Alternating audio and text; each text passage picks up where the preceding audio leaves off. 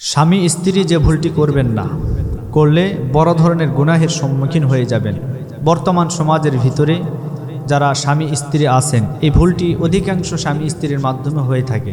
যেমন আল্লাহ তাআলা স্বামী এবং স্ত্রীকে বলেছেন, হুন্না লিবাসুল্লাকুম ওয়া আনতুম লিবাসুল্লাহুন্না। স্বামী স্ত্রীর পোশাক, স্ত্রী স্বামীর পোশাক।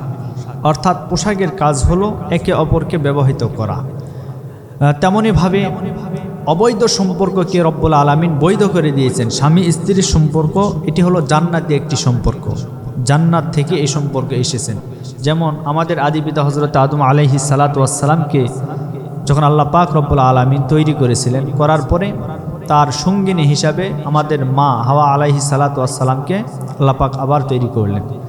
করার পরে উভয়ের মাধ্যমে একটা আকর্ষণ তৈরি হয়ে গেল। তখন আদম আলাইহিস সালাতু ওয়াস সালাম ডাক দিয়ে বললেন যে, সামনে ওটা কাকে দেখতে পাচ্ছি? একজন মহিলা রমণী, সুন্দরী রমণী, আমি তার কাছে একটু যেতে চাই। তো আল্লাহ পাক বললেন যে না, তার কাছে এইভাবে যাওয়া যাবে না। তো তার কাছে যেতে গেলে বিবাহ বন্ধনের মাধ্যমে যেতে হবে, অর্থাৎ বৈধভাবে যেতে হবে। আল্লাহ পাক রব্বুল আলামিন ফেরেশতাদেরকে নিয়ে বিবাহ বন্ধনের ব্যবস্থা করলেন, বিয়ে হয়ে গেল। তো আমার ভাই, এই জন্য এই বিবাহ বন্ধনটা এটা হলো জান্নাত থেকে এসেছে দুনিয়াতে, জান্নাত থেকে এসেছে দুনিয়াতে, এমনকি এটা কিয়ামত পর্যন্ত থাকবেই। আল্লাহ রাব্বুল আলামিন স্বামী স্ত্রীর এই বৈধ সম্পর্কের মাধ্যমে এই দুনিয়াতে তার বান্দা এবং বান্দীদেরকে দুনিয়ার জমিনে পাঠায় দেন। তো এই যে বৈধ সম্পর্ক, বিবাহের পরে স্বামী স্ত্রীর যে দৈহিক মিশা অর্থাৎ মিলন, তো এই মিলনের মাধ্যমে সন্তান পয়দা হয়ে যায়।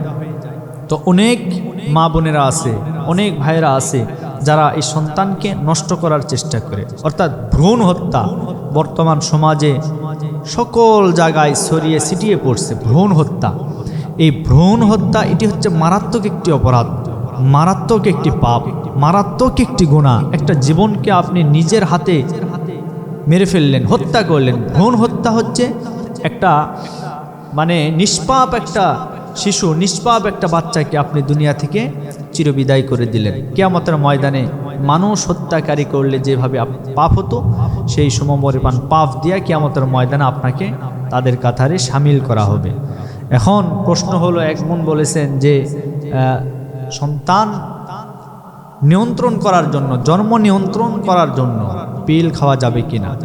এক্ষেত্রে দুটি পরামর্শ। একটি হলো যে বোন বা যে মায়ের সন্তান ধারণে সমস্যা, মনে করেন শারীরিক অসুস্থ, শরীরটা দুর্বল, শরীর ক্ষীণ হয়ে গেছে, বা সন্তান ধারণ করতে গেলে হয়তো বা তার মৃত্যুর কোনো আশঙ্কা হতে পারে, এ ধরনের কোনো সমস্যার সম্মুখীন যখন হয়ে যাবেন, সেক্ষেত্রে আপনি জন্ম নিয়ন্ত্রণ করতে পারবেন, কোনো অসুবিধা নেই। কিন্তু ইচ্ছাকৃতভাবে আপনি দিনের পর দিন, মাসের পর মাস, বছরের পর বছর চলে যাচ্ছে, আপনি কোনো সন্তান নিচ্ছেন না, বা সন্তানকে আপনি নিয়ন্ত্রণ করার জন্য, জন্ম নিয়ন্ত্রণ করার জন্য বিভিন্ন আমাদের সমাজে, আমাদের হাটে বাজারে যে সমস্ত ঔষধগুলি পাওয়া যায় সেগুলি সেবন করতেছেন, তো এ ধরনের করা ঠিক না।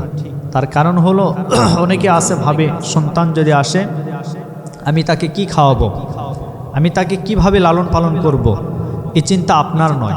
আল্লাহ পাক বলেন, ওমা মিন দাব্বাতিন ফিল আরদি ইল্লা আলাল্লাহি রিজকুহা।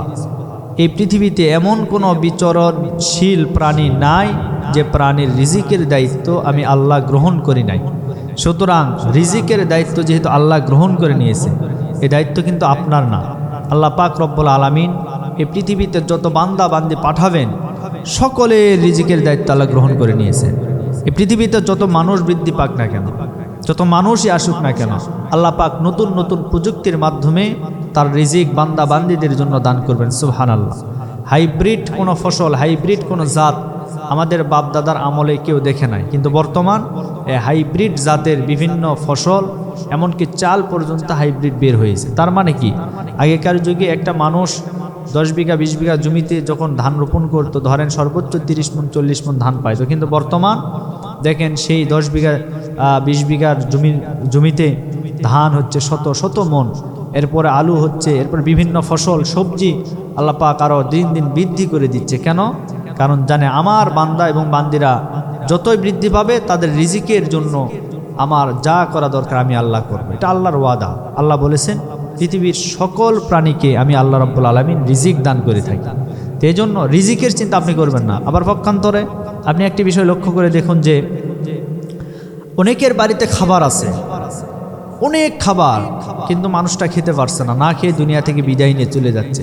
তার মানে বুঝতে হবে খাবার থাকলেই যে আপনি খেতে পারবেন এমনটা নয়, বরং খাবার না থাকলে যে আপনি খেতে পারবেন না এমনও নয়। এটা রিজিকের মালিক কিন্তু আল্লাহ। আল্লাহ নিজের কুদরতি হাতে দায়িত্ব নিয়েছেন, আপনাকে যেভাবেই হোক আল্লাহ খাওয়াবেন, আল্লাহ খাওয়াবেন। এই জন্য যে প্রশ্নটা করা হয়েছে বিশেষ করে যে পিল গ্রহণ করে সন্তানকে নষ্ট করা যাবে কিনা, এটা কখনোই যাবে না। এটা একটি হারাম কাজ, এটা বৈধ কাজ নয়। তবে হ্যাঁ, সেক্ষেত্রে করা যাবে যে মা, যে বোনটি সন্তান ধারণে অসুবিধা, অসুস্থ, শারীরিক দুর্বলতা, মৃত্যু হওয়ার আশঙ্কা আছে, সেক্ষেত্রে করতে পারবেন। আল্লাহ পাক আমাদেরকে বুঝার তৌফিক দান করুন।